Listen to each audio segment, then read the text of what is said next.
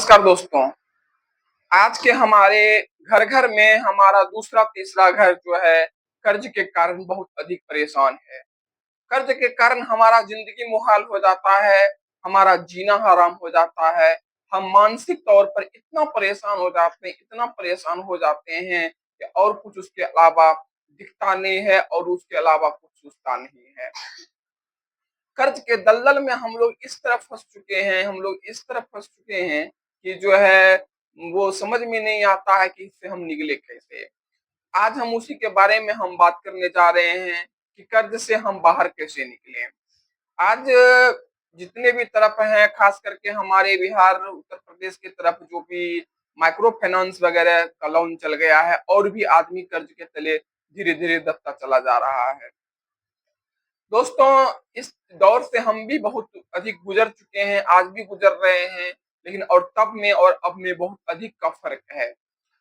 देखिए, होता क्या है कि सबसे पहले कर्ज चुकाने से पहले अपने मानसिक स्थिति को सही करना, अपने माहौल को सही करना, अपने मन को सही करना बहुत जरूरी है। चुकाने से भी बहुत अधिक जरूरी है कि सबसे पहले हम अपनी मानसिक मानसिक स्थिति को सही करें, हम अपने आप को शांत करें, हम अपने मनोबल को गिरने ना दें, हम अपने मनोबल को सबसे पहले मजबूत करें, हम अपने स्वाभिमान को जो है हम अपने स्वाभिमान को जिंदा रखें।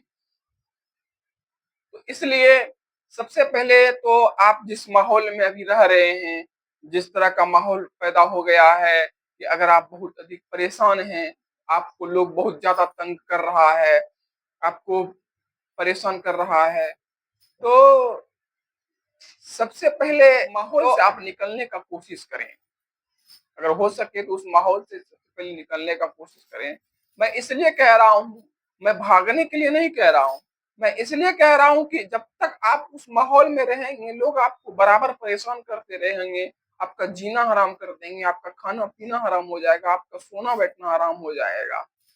तो जब तक आप बाहर उससे नहीं निकलेंगे, आपको दूसरा कोई रास्ता भी नजर नहीं आएगा। उससे किसी तरह, अगर चाहे जहां भी हो, चाहे घर पर हो या कहीं भी हो, उससे बाहर निकलने के बाद सबसे पहले अपने आप को अस्थिर करें, कमाई का जरिया ढूंढने कि हमारा कमाई का जरिया कहाँ और क्या होगा, कैसे होगा है। कर्ज से भी अधिक जरूरी हमारा जीवन है। आज के दौर में बहुत सारे लोग ऐसे हैं कि कर्ज के कारण जो है, कर्ज के कारण हमारी माताएं बहनें, हमारे भाई बहन जो भी हैं, वो सुसाइड करने की सोचते हैं। वो इतना अधिक परेशान हो जाते हैं, इतना जिल्लत झेलते हैं, इतना बेइज्जती लोग उनको बेइज्जत लोग कर देते हैं। वो सोचते हैं कि अब हम सुसाइड कर लें, अब हम जो है जीवन खत्म कर लें। नहीं दोस्तों, ऐसा बिल्कुल नहीं करना चाहिए, क्योंकि आपका जीवन जो है इससे बहुत अधिक मूल्यवान है। आप पर चाहे जितना भी कर्ज हो, 5 लाख का कर्ज हो, 10 लाख का कर्ज हो, 15 लाख का, 20 लाख का, चाहे जितना भी कर्ज हो, आपका शरीर, आपका जीवन इससे कहीं 100 गुना जो है मूल्यवान है। और जो है सबसे पहले तो कमाई का जरिया ढूंढना चाहिए, कमाई का कि हम इस चीज से कैसे निकलें। अगर मन आपका अस्थिर हो जाता है तो कमाई जरिया ढूंढिए।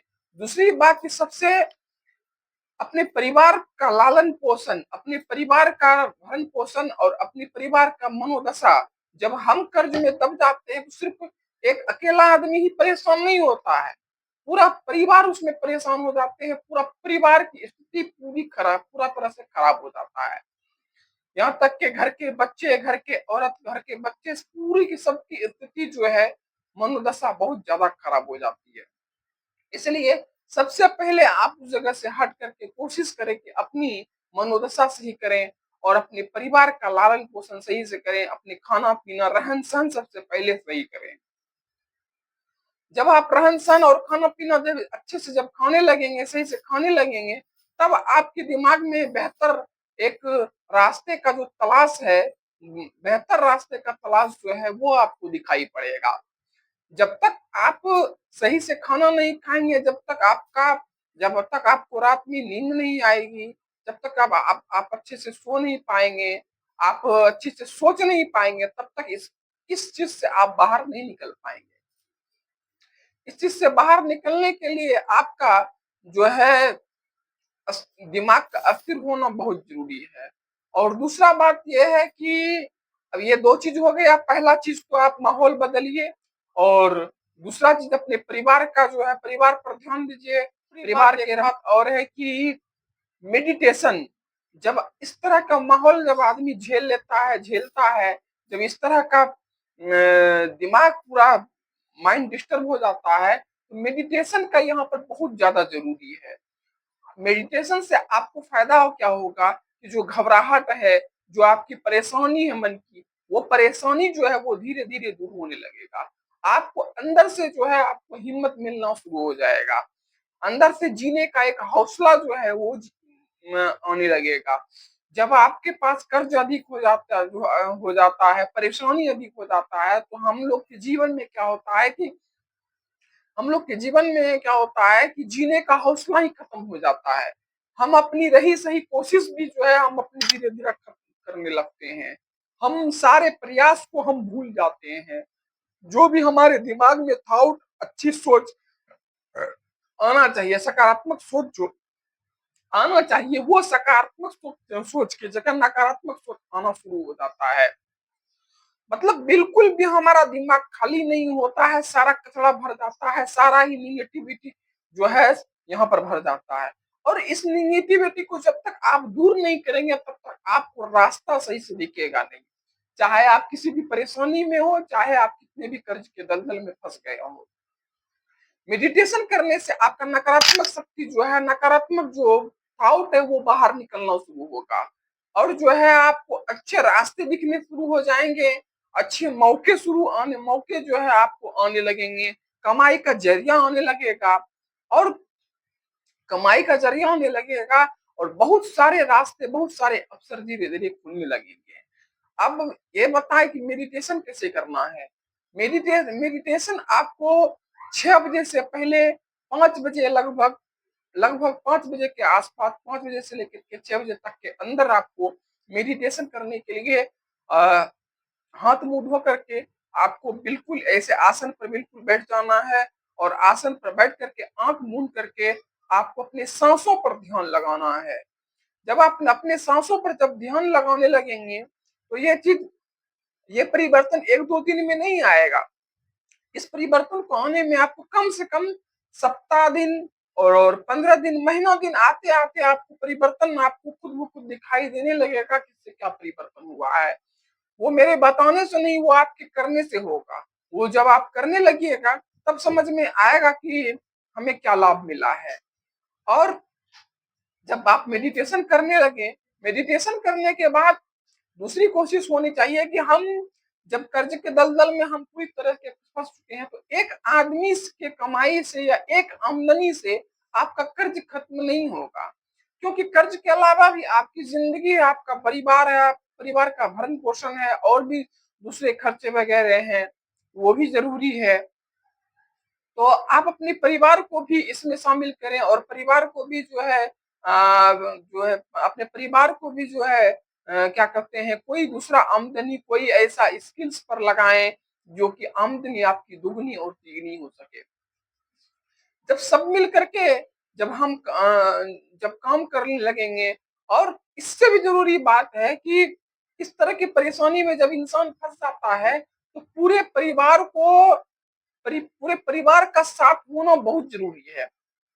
इससे भी जरूरी है कि आपका पूरे परिवार आपका साथ दे, आप अपने पूरा परिवार का साथ दें। अगर आपका परिवार कर्ज के दलदल में फंसा हुआ है, किसी परेशानी में फंसा हुआ है, तो आपका फर्ज बनता है कि अपने परिवार का, अपने उस गार्जियन का साथ दें जो इस तरह का परेशानी झेल रहे हैं। आप उनको हिम्मत दें, आप उनका साथ दें कि कोई बात नहीं है, हम सब मिल करके अगर कोशिश करेंगे तो कुछ महीनों में, कुछ सालों में इस चीज से हम निकल जाएंगे। इंसान तब हारता है, इंसान किसी परेशानी से नहीं हारता, किसी संघर्ष से नहीं हारता, किसी तरह के कर्ज से नहीं हारता, किसी तरह के कर्ज से इंसान का हिम्मत नहीं टूटता। हिम्मत इंसान का तब टूट जाता है जब अपने ही परिवार वाले जो है अपने लोगों का साथ जब नहीं देते हैं, जब साथ छोड़ देते हैं। हर परिवार का, हर लोगों का, हर आदमी का फर्ज बनता है कि जब भी आपका परिवार, जब भी आपका एक सदस्य घर में किसी मुसीबत में है, तो आप सब मिल करके उसका सहारा बनिए, आप सब मिल करके उसका साथ दीजिए।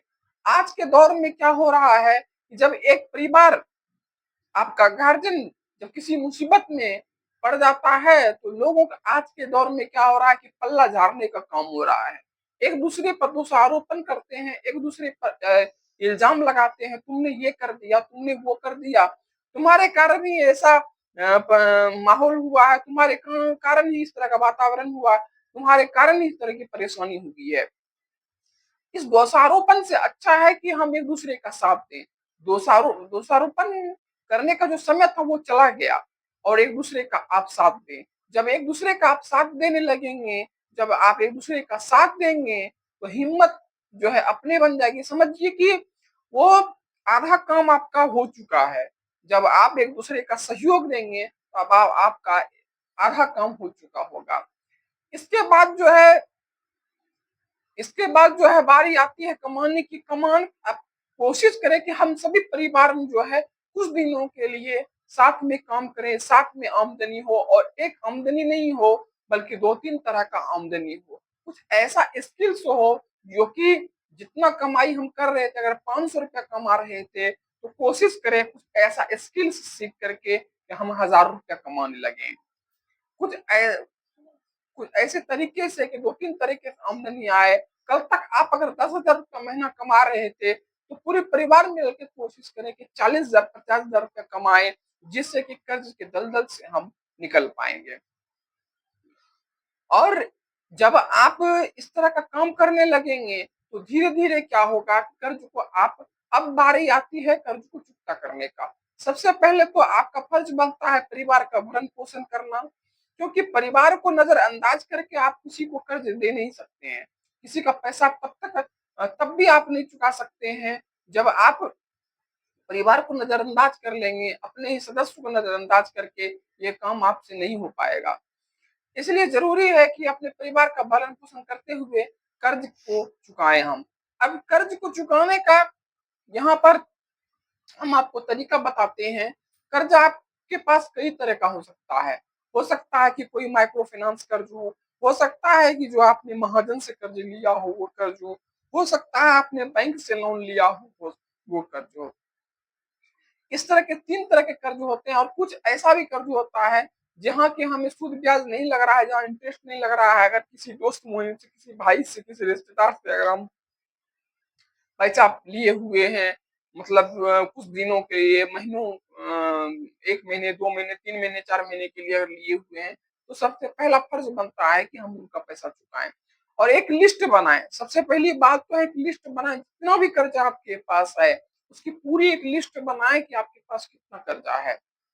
और पूरी लिस्ट बनाने के बाद, और एक बात और, कि आप अपने कर्जों को बार बार देखने की कोशिश ना करें। एक गलती हम लोग बार बार करते थे। एक होता क्या है कि जब आप किसी चीज को बार बार देखेंगे, एक निगेटिव थिंकिंग बार बार दिमाग में आपको आएगा, और बार बार आप उस पर सोचेंगे। कर्ज के पन्नों को जब हम लोग अक्सर ये गलती करते थे कि बराबर कर्ज को देखते रहते थे, किसका क्या बकाया है, नहीं बकाया है। एक बार महीने में, 2 महीने में आप एक बार देख लीजिए, और देखने के बाद आपको दिमाग में आ जाएगा कि किसका कितना बकाया है। पूरा कर्ज लिखने के बाद जो है एक बार देख लीजिए, और बार बार रोज रोज पन्ना पलटने का जरूरत नहीं है। सप्ताह दिन में भी पलटने की जरूरत नहीं है, महीना 2 महीना दिन में एक बार देख लीजिए किसका कितना बकाया है। और उसके बाद 3 तरह का लिस्ट बनाइए।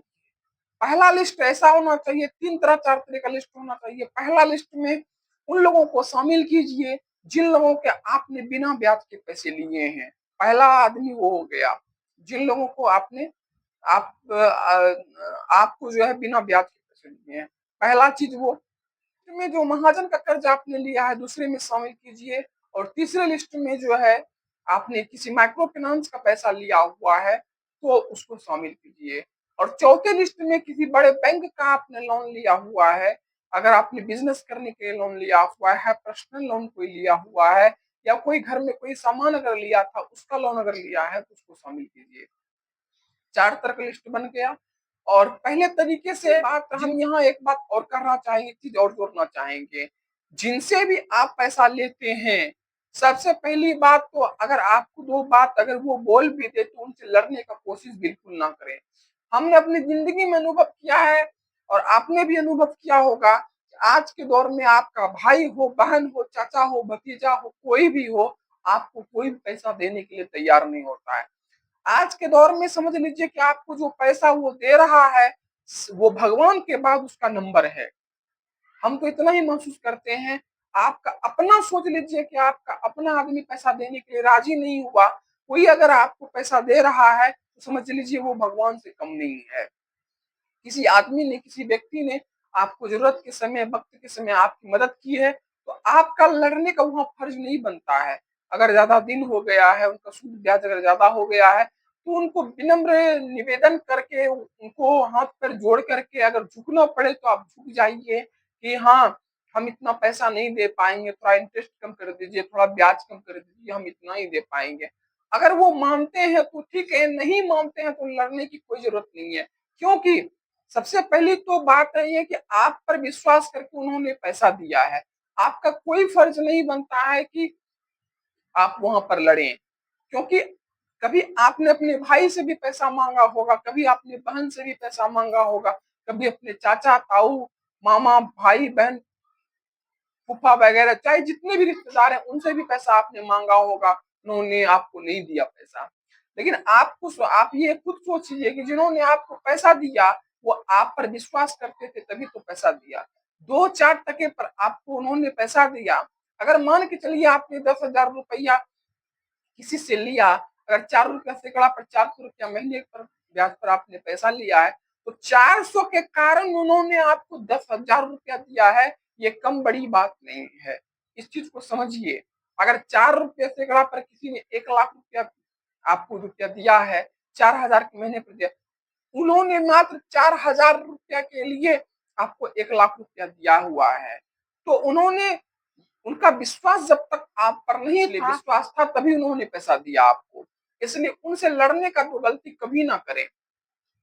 बीच-बीच में बात करने का कोशिश करें कि बात करके हम जो है सॉर्ट आउट करें मामले को, और कुछ दिन तक जब आप बाहर निकल जाएँ, तो कुछ दिन तक आप किसी से भी अपना नंबर चेंज कर सकते हैं, बात करने की उतना कोशिश नहीं, क्योंकि बात आप होता क्या है कि जब बार-बार जब किसी का कॉल आता है कर्ज वाले का, किसी का भी जब कॉल, तो आदमी फ्रस्ट्रेशन हो जाता है।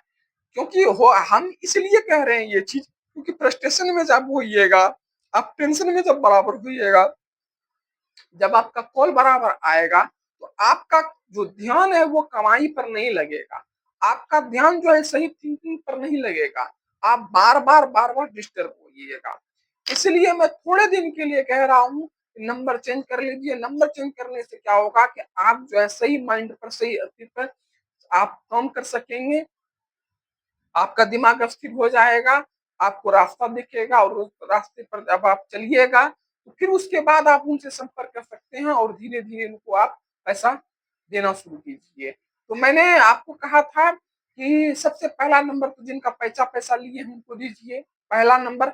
और एक चीज़ और, कोशिश ये कीजिए कि एक आदमी का अगर हम पैसा दे रहे हैं, तो कोशिश करिए सबसे पहले एक आदमी का खत्म करें हम। उसके बाद दूसरे आदमी पर लगे, दूसरे आदमी का खत्म करें, उसके बाद तीसरे आदमी पर लगे।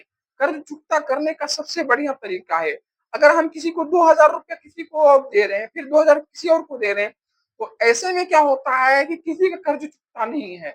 सबका पता चलेगा क्या, कि सबका उसका भी पैसा बाकी रह गया, उसका भी पैसा बाकी रह गया। इसलिए कोशिश करें कि एक आदमी का पहले हम कर्ज चुकता कर दें, उसके बाद दूसरे को दें, फिर तीसरे को दें। पहले पहले जो है चरण में आप पैसे वाले को दे दें, दूसरे चरण में जो इंटरेस्ट है महाजन का, उनका पैसा दें, उनको सबसे पहले ब्याज दें और ब्याज देने के बाद उनको मूलधन देने का कोशिश करें।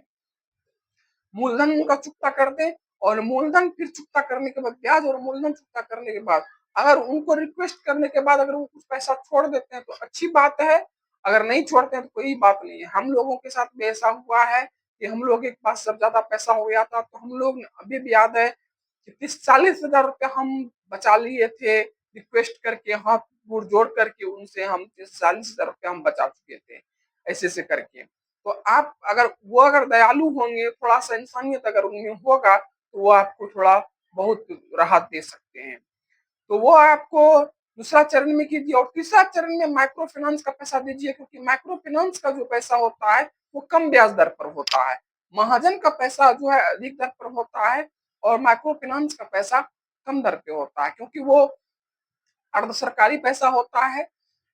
तो उसको आप अगर थोड़ा लेट से भी दीजिएगा तो कोई दिक्कत नहीं है। हाँ, यहाँ ये भले होगा कि आपका सिविल खराब होगा, आपका रेपुटेशन थोड़ा-सा खराब होगा, लेकिन सिविल और रेपुटेशन का कोई बात नहीं है। जब आपको खाने के लाले पड़ गए हैं, जब आप मुसीबत में घिर चुके हैं, तो सिविल का आप क्या कीजिएगा? जिस दिन आपका समय सही आ जाएगा, समय जिस दिन आपका सही होगा, उस दिन सिविल जो है खुद ब खुद सही हो जाएगा। माइक्रो फाइनेंस वाले का दें और उसके बाद जो है बैंक वालों का कोशिश करें देने का, धीरे-धीरे। यही तरीका होता है कर्ज से निकलने का। एक बात ये जान लीजिए कि आपका जो भी कर्ज है, जो भी परेशानी है, वो किसी 1-2 दिन में नहीं आया है। कर्ज में आप एक अ, 10 दिन, 15 दिन, महीनों दिन, 6 महीने, साल भर, 2 साल में आप फँस चुके हैं, फँसे हुए हैं। तो इसी तरह इस चीज़ से बाहर निकलने के लिए भी आपको समय लगेगा। ऐसा नहीं है कि आज कोशिश किया और कल ये चीज़ दूर हो जाएगा। इसको भी इस चीज़ से निकलने के लिए आपको 2-4 महीना, 6 महीना, साल भर, 2 साल भी का भी समय लग सकता है।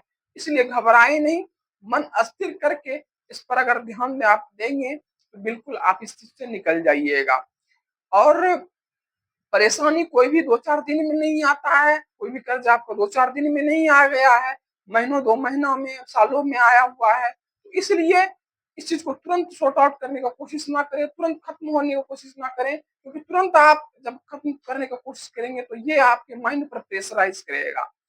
फिर माथा आपका खराब होगा, फिर दिमाग आपका खराब होगा। इसलिए स्थिर से धीरे-धीरे अगर काम कीजिएगा, तो कुछ महीनों में आप कर्ज से निकल जाएँगे, इस चीज़ से बाहर दलदल से निकल जाएँगे। और इस दलदल से निकलने के बाद दूसरी कोशिश यहाँ पर ये करें कि अपने पास सबसे पहले जमा पूँजी बनाएँ।